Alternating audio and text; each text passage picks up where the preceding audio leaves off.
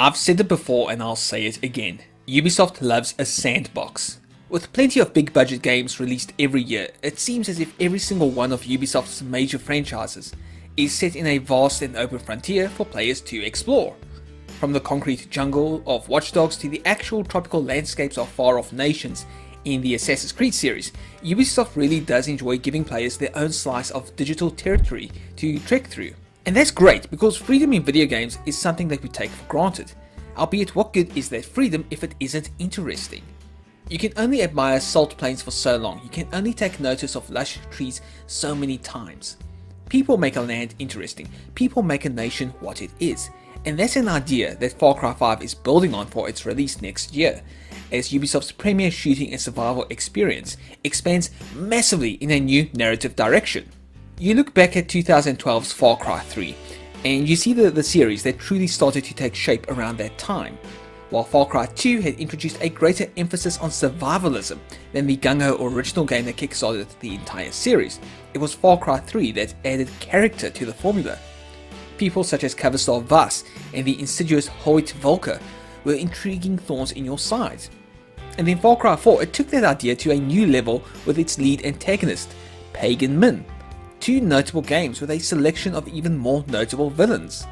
Far Cry 5 isn't deviating too far from that formula then, as it tasks players with hunting down the doomsday preacher known as Joseph Seed. The region of Hope County in Montana has fallen victim to his cult of personality, as towns have been torn asunder by his brainwashed converts. We want you, we accept you, and we will take you, willingly or not. Now mechanically, Far Cry 5, it doesn't stray too far from its own gameplay gospel either. At its finest, Far Cry was a game where you'd sink hours into surviving long enough to become a badass. You'd scope out your surroundings, you'd plan your attack, and when everything eventually went to hell, you'd find yourself relying on good old firepower and quick wits to stay a step ahead of the opposition. Now between that desperate scramble to stay alive and eventually becoming a one-man army in the process, what really makes Far Cry 5 feel different from its predecessors? Well, if my recent trip to London, where I got to spend a much lengthier amount of time with the sequel, is any indication, it's the character of Far Cry 5 that feels far more fleshed out in this latest chapter of the franchise. While Far Cry games have always had a colourful supporting cast of characters, Far Cry 5 feels like Ubisoft is tripling down on that idea. With Hope County under attack, its remaining citizens have rallied around you to help take back not only their lands from the Eden's Gate cult, but also their people. In many ways, this makes this Far Cry chapter the most American of the lot. And sure, it's easy to say that thanks to the abundance of firepower and explosions available to you, but that idea, it runs far deeper than just a surface fetish for guns. You think of the idea of America, the legends and myths that helped build the story of that nation, and there's a common thread running throughout all of those stories: resistance. Resistance to oppression, resistance to swearing loyalty to a king who lived an ocean away. America at its finest is a nation built on rebellion, on being that nation who drew a line in the sand and said, not another step forward. Now I know it's a far cry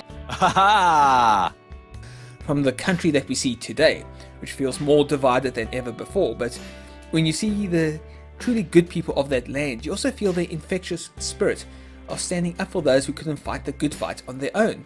Thematically, it's a big influence in Far Cry 5, which feels like a game about the people, for the people. There's a strong message layered throughout it, which feels even more relevant in today's turbulent times than ever before.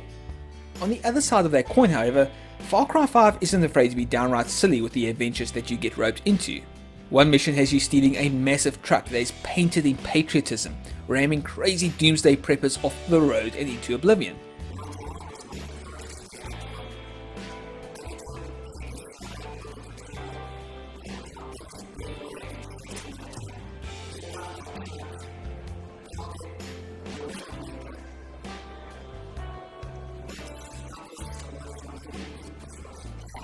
While another adventure has you sampling the testicular fortitude of the local livestock so that you can help a chef with a special recipe, shall we say. Once again, Far Cry 5 is equal parts madness and contemporary commentary, all wrapped up in the stars and stripes of a crazy cult and the people who have had enough of a madman stealing their families and heritage away from them. It's America at its very best, a loud and explosive new chapter that feels familiar enough to pick up, but entirely fresh and relatable to truly experience.